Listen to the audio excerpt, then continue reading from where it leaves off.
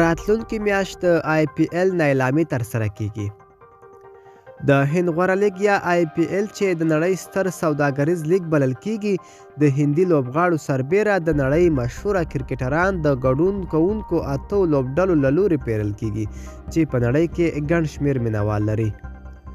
تیر 2020 کال 14 پړاو IPL چې د کرونا وایرس څخه د خوندیتوب په موخه د هند پر ځای په متحده اماراتو کې د خپل ټاکنې نیټې وروسته ترسره شو او د ممبئی انډینز په اتلولۍ بغیر له نندارچیانو پای ته ورسید.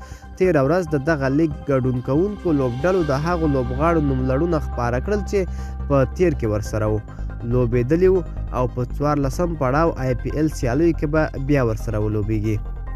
خو بلخوا لوبډلو ځینې لوبغاړي پرېښي چې هغوی به د نیلامي بولي ته وړاندې کیږي.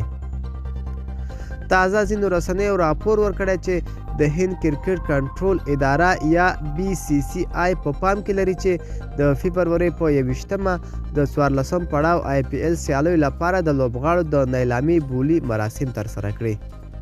راپورونه دا نه ده په ډاګه کړي چې راتلونکي پړاو IPL لیګ به چیرته ترسره کیږي. د یادونې ده چې 3 افغان لوبغاړي چې د څو کالو راهیسې د هند په غوره لیګ کې لوبېږي د حیدرآباد لپاره دواړه لوبېدونکي لوبغاړي له ځان سره ساتلي. خو بل افغان لوبغاړی مجیب الرحمن د پنجاب لوبډلې پرېښې او د نورو کورنیو او بهرنیو لوبغاړو سره به یو ځای به نیلامي ته وړاندې شي.